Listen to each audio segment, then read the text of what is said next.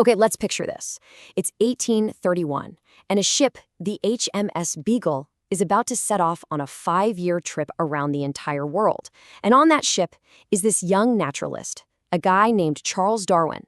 He thought he was just going to fill a journal with notes, right? Little did he know, his observations were they were going to rewrite our entire understanding of life on Earth. So yeah, let's dive into the adventure that literally changed the world. Now, you got to remember, this wasn't some famous, seasoned scientist with a grand plan. Nope. This was a 22-year-old kid, Charles Darwin, stepping out into a world he barely knew. So you have to ask yourself, what makes someone that young leave everything they've ever known for a 5-year journey into the complete unknown?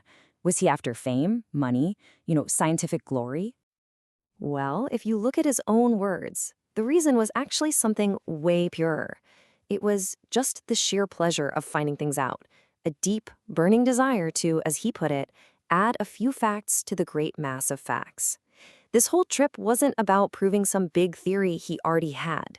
It was about collecting stuff, collecting facts, all because he was just endlessly curious. And trust me, the facts he ended up collecting, they were about to shake the very foundations of what everyone thought they knew. So as the Beagle makes its way down the coast of South America, Darwin basically walks into a living, breathing museum. I mean, his job wasn't just to put names on things and catalog them. It was to see life in all its weirdest, most wonderful forms. Think about it. Every single place they stopped was a new puzzle, a new what in the world is that moment. He wrote down everything, just filling up notebooks with all these observations. And at the time, they probably just felt like a jumble of cool but totally random facts. It's like he was watching this huge, chaotic play, but he had absolutely no idea what the story was about yet. I mean, Darwin was just blown away by what he was seeing. He writes about this octopus with such incredible detail, you can feel his excitement. He watches it shoot through the water like an arrow, change its color in a flash to match the rocks, and then, poof, gone in a cloud of ink. It's that kind of super patient, close-up observation that would become the absolute bedrock for everything he did later. And, we have to keep in mind, this was not a cruise. It was a tough, grueling journey. And let's be real, a naturalist back in the 19th century couldn't exactly be a picky eater.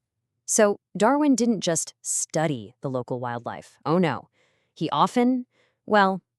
ate it. This is one of those details I just love. It totally captures that adventurous spirit of young Darwin, doesn't it? This isn't just some dry scientific logbook. It's an explorer's journal. Writing down that puma meat tastes remarkably like veal, that just brings you right there to the campfire with him. It makes this huge, towering figure of science seem totally, completely human. And it wasn't just about how these creatures looked. It was about the weird things they did. He kept running into these animal behaviors that just made no sense at all. They had no logical purpose he could see. It was like he was just collecting all these random puzzle pieces without even realizing he was building a puzzle. So get this, he comes across this rodent, the bizcacha, and it has this really bizarre habit of dragging every hard thing it can find, bones, stones, you name it, to the entrance of its burrow, for no reason. There's even a story about a guy who dropped his watch and, found it the next day in a bizcacha's junk pile. Darwin just couldn't figure it out, but he wrote it down, another strange fact for the collection. He was basically becoming a professional collector of mysteries. All right, but this journey wasn't all about strange animals. Darwin's voyage also brought him face to face with the incredible diversity of human beings. He met people from cultures that completely shocked him, and others that he came to deeply admire. And this is a really raw, unfiltered reaction from a guy, an Englishman from the 1800s. Down at the tip of South America, in Tierra del Fuego, he meets the local people.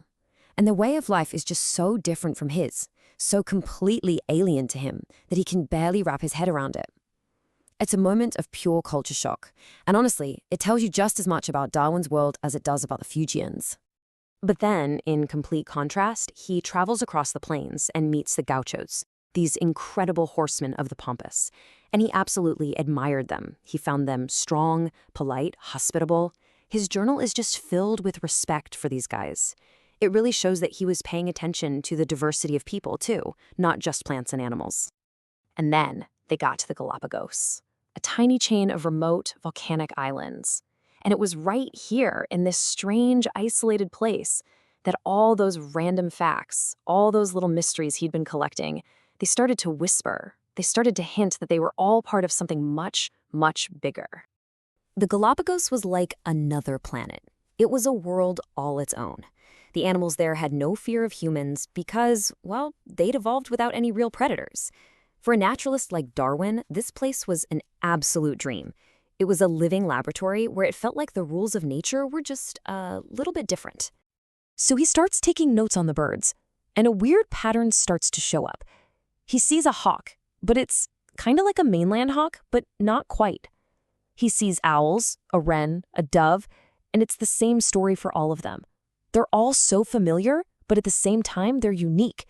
And this one question just starts snagging at him. Why?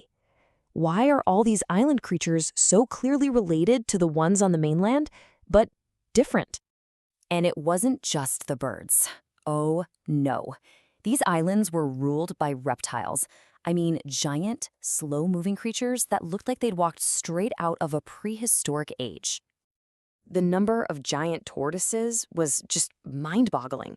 I mean, they were literally the main source of fresh food for ships passing through, a living pantry. But while he's looking at all these tortoises, Darwin notices something else, another little detail. The tortoises from different islands, they had differently shaped shells. It probably seemed like a tiny, insignificant detail at the time, but he wrote it down. He filed it away with all the other mysteries. And that is the question that the Galapagos just burned into his brain. This wasn't just about one weird bird anymore. It was a whole ecosystem of almost the same but different creatures.